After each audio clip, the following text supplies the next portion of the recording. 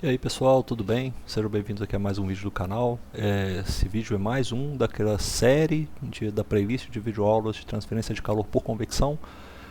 Na última aula a gente falou sobre escoamentos sobre cilindros, né? Mostramos como é que a gente traz, na verdade, aquelas correlações malucas que aparece, por exemplo, aquela correlação da equação de Hilbert, onde a gente tira aqueles coeficientes, o coeficiente constante C, o coeficiente M.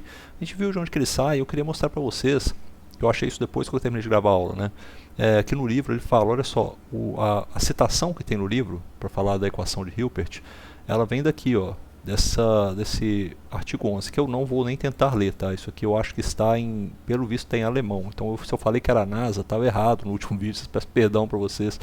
Eu acho que isso aqui está parecendo que é alemão, então foi um esforço aí de alguém na Alemanha para fazer esse tipo de desenvolvimento aí. Depois veio o trabalho do Žukauskas, que está falado aqui ó, no capítulo, nessa referência 16, que aí vem a equação do Žukauskas está lá, e depois vem a do Churchill, que é aquela equação que modela tudo, né? Todas as faixas de número de Reynolds, a equação de Churchill e Bernstein, está aqui na citação 17. Mas uma coisa que é interessante é isso, né? O tempo que demora para se fazer uma atualização disso, né? E depois, enfim, né, você tem lá no trabalho do Hilbert, é 1933, eu quase acertei, né? Eu falei que era a década de 30, mas poderia ser mais preciso falar que era 1933. Depois de muito tempo veio o Žukauskas em 72 fazer um trabalho tentando melhorar isso. Mas ainda naquela época, em 77, o Churchill fez a equação, né, que modelava tudo, Churchill e Bernstein. Só que vocês veem assim que depois disso, né, assim, já se sabia mesmo o que ia acontecer. Os modelos que existiam já eram suficientes para trazer os dados com bastante acurácia, né, para saber o que se pode predizer aí de uma transferência de calor em um cilindro. E aí já era o suficiente, então não precisava fazer mais nada além disso não. Talvez futuramente alguém queira explorar isso aí em faixas de número de reinos que não foram explorados pelo escoamento aí, pelos trabalhos tanto do Hilbert quanto do Žukauskas quanto do Churchill e Bernstein, né? Mas isso aí fica para o futuro, porque eu falei poderia ser um TCC, vocês tentarem reproduzir esse trabalho deles aí, eu até fazer em CFD também deve ser legal, tá? Bom, eu queria então voltar para o nosso tópico de aula. Aqui, ó, a gente está aqui, ó, sobre... isso aqui vai ser na próxima aula. A gente terminou a parte dos cilindros, né? Falar sobre cilindros, e agora a gente vai pensar num cilindro que é tridimensional, na verdade, né? Pô, péssima escolha de palavras que eu falei. Não é que é um cilindro tridimensional. É uma esfera. A gente está pensando é uma esfera agora. A esfera que ela é intrinsecamente a esfera, ela é tridimensional, né? E todas as características que a gente falou do escoamento sobre o cilindro, que é aquele negócio, você vai ter uma região que vai ter o escoamento acoplado, né, e aí você tem a camada limite de Blasius, e depois tem um ponto de separação, e aí o escoamento se separa lá e gera os vórtices. A mesma coisa que acontece quando você aumenta um pouquinho o número de reinos, que acontece, esse ponto de separação se move um pouquinho a montante no cilindro, ou no caso aqui na esfera, e aí você tem uma separação maior, uma região da esteira maior ali ocupando atrás da esfera, e também se você passa o número de reinos vai crescendo ainda mais, uma hora essa camada limite se desenvolve, que é laminar, vira uma camada limite turbulenta que é muito mais resistente a gradientes de pressão adverso, fica colada por um tempo maior e depois ela vai se separar mais ajusante ali na parte mais no final, né, da esfera ou do cilindro. A mesma coisa vai acontecer, só que agora o escoamento é tridimensional. E essa tridimensionalidade ela deixa o escoamento mais complexo. Eu venho, né, de uma formação aí de aerodinâmica tridimensional, então eu gosto muito de falar isso. Gente, você vai trabalhar com aerodinâmica, qualquer tipo de escoamento que é tridimensional, o seu problema é muito mais difícil, intrinsecamente ele é mais difícil, porque você tem muito mais graus de liberdade até para o transporte das estruturas, né, transporte de energia dentro do seu escoamento, né, como é que vai ser modificado o seu escoamento, os padrões que você tem de escoamento mudam muito, mas cilindro e esfera são relativamente parecidos nisso. Só que se você quiser saber qual que é o Nusselt médio de uma esfera, já existe uma equação, que a equação é recomendada pelo Whittaker, que está aqui também lá nas citações, né, vou ver se está aqui no meio das citações aqui nas referências, eu acho que ele está aqui um pouquinho mais para cima, ó. O trabalho Whittaker é esse aqui, ó. Esse trabalho do Whittaker, a citação número 15, né? O Whittaker ele propõe eu não li esse trabalho, então realmente eu não quis me aprofundar muito nessa história, mas é uma recomendação do Whittaker que se use essa equação aqui, ó. Essa equação que está escrita aqui agora. Nusselt médio, ele é igual a 2 mais número de Reynolds, você tem um número de Reynolds elevado a meio, depois tem um número de Reynolds elevado a 2/3 também, cada um com seu fator. Aí tem um número de Prandtl, e aqui você tem novamente a viscosidade, e você tem essa viscosidade S. Esse S, gente, sempre que ele aparecer, vocês pensarem assim, é a propriedade avaliada na temperatura de superfície. É sempre isso. Tá, a mesma coisa valia lá para o caso do cilindro. Né? Se a gente tinha a equação de Hilbert, está no livro, na verdade, eu não escrevi isso aqui nas nossas notas, não. Mas lá no livro fala o seguinte, né, que se você tem a equação, deixa eu ver aqui, está na parte de escoamentos sobre o cilindro, aí você vai ter a equação, essa equação aqui, você tem a equação a primeira equação de Hilbert, né, que é essa equação 7.52, depois você tem a equação de Žukauskas, né, e ela fala, olha, todas as propriedades são avaliadas no T infinito, mas quando você tem esse S, quer dizer, se você não tiver esse S em lugar nenhum, a melhor hipótese, você pode dizer, é falar, olha, eu vou assumir esse negócio da temperatura de Filby, ou seja, aqui na equação de Hilbert eu não tenho S em lugar nenhum, ou seja, onde que eu vou variar as propriedades para saber o número de Prandtl, ou para saber qual que é a minha viscosidade para calcular o número de Reynolds? Eu vou assumir a temperatura de Filby, que é aquela temperatura média entre a temperatura da superfície e a temperatura do infinito, do T infinito, é isso que eu tenho que assumir. Se eu tivesse S, é porque tem essa distinção. Aí eu vou avaliar todas as propriedades que não tenham esse subscrito S, eu vou avaliar todas elas a temperatura do infinito, a temperatura do campo livre. E só o que tem o S eu avalio na temperatura da superfície. A mesma coisa vale quando eu estiver falando do cilindro, da esfera. Ó, que está até falando do experimento. Eu não tinha, isso curiosamente eu não tinha visto isso aqui não, tá? Depois é que eu fui ver, depois que eu já gravei o vídeo, que eu vi que tem um exercício falando mais ou menos desse experimento que eu falei para vocês. O experimento que vocês podem fazer com um teste num TCC. Mas é bem interessante mesmo. Se for feito, bem feito, é um negócio muito legal. Tem depois aqui o que? Cadê? Ah, aqui, ó. O cálculo que você tem no Nusselt médio para a esfera.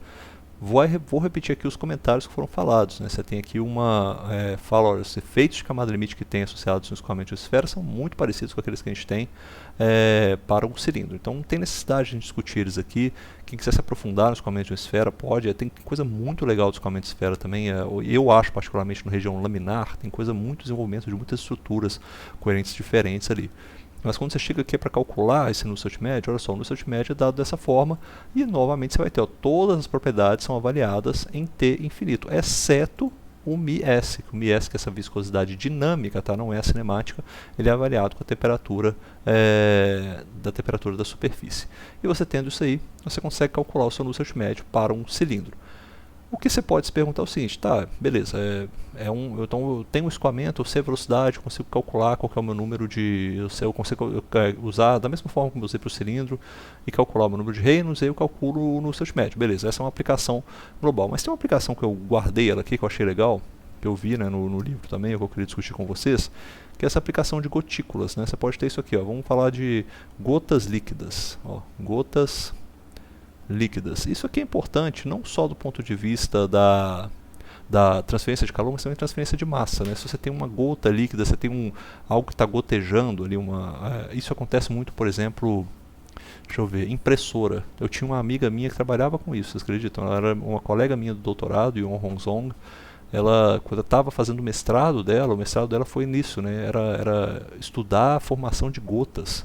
Isso era baseado, eles estudavam isso para pensar em impressora, né? A impressora foi feita assim, ela vai pingando gotas, né? Vai imprimindo as coisas no papel, e você saber a dinâmica da gota ali é muito importante para isso. E a gota, ela tem tudo isso, ela vai ter transferência de calor, transferência de massa, né? Ela vai ter ao longo da queda dela em queda livre, ela tem tudo isso. A equação da gota ela é só um pouquinho diferente. Para gotas líquidas, ela é simplificada para isso aqui, ó, o Nusselt, nossa, ficou uma letra estranha, um Nusselt médio, ele é igual a 2 mais 0,6 o Reynolds que você tem aqui em função elevado a meio e o número de Prandtl elevado a 1/3. Qual que é a característica da gota, na verdade? Esse Reynolds aqui, ó, como é que você vai determinar esse número de Reynolds? Olha, o Reynolds a gente sabe que ele vai ser dado pela velocidade, né, que você tem, a velocidade de campo livre, vezes o diâmetro da gota dividido pela viscosidade cinemática. Mas qual que seria essa velocidade para uma gota que cai em queda livre? É a velocidade de equilíbrio, aquela velocidade que é alcançada pelo fluido, pela gota. Se ela, você imagina se tem uma gota caindo, pá, ela vai formar um formato de uma esfera, né?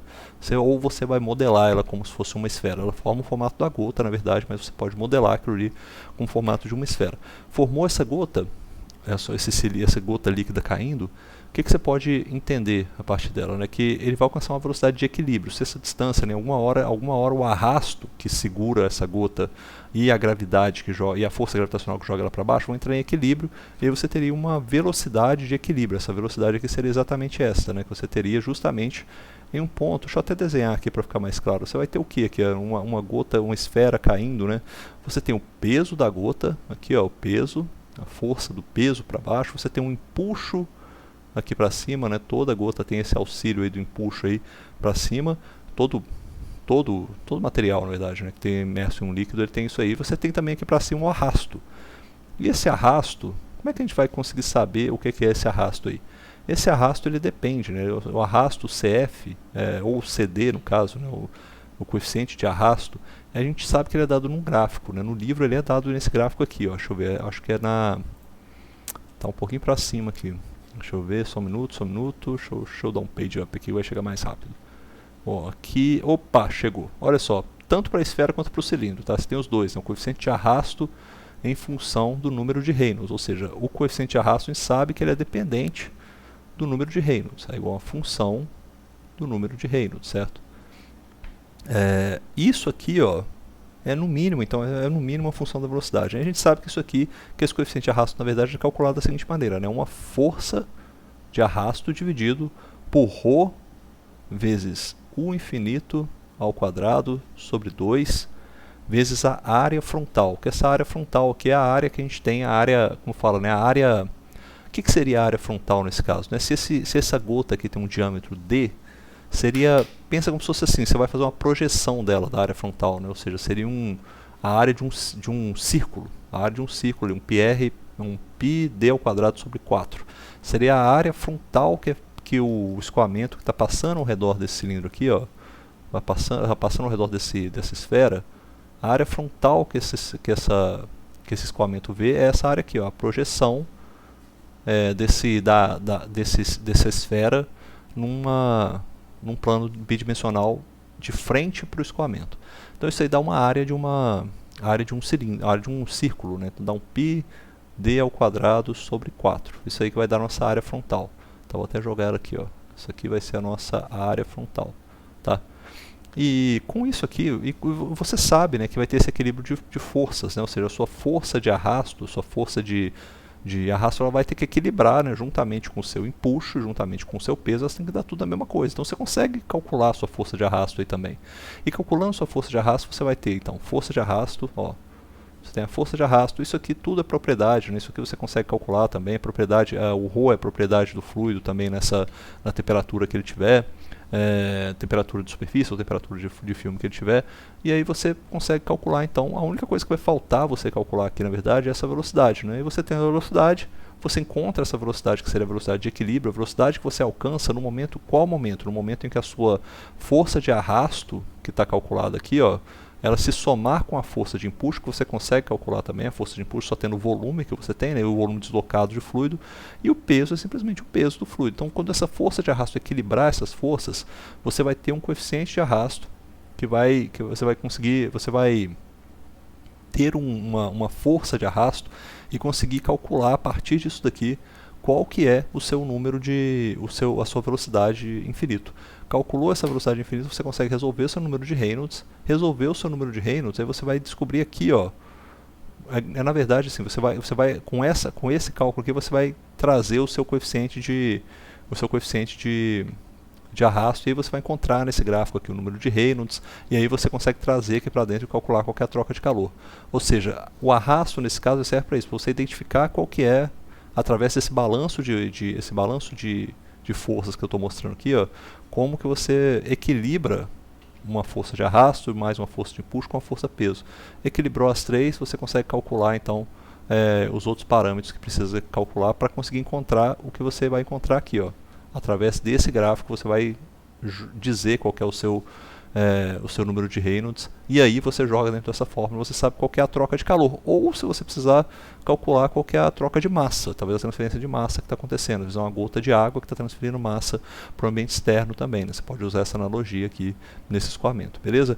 Para esferas, pessoal, não tem muita coisa, é isso aí que eu tenho que falar mesmo. A próxima aula a gente vai falar sobre arranjos de tubos, pô, é legal também. Um abraço, até mais.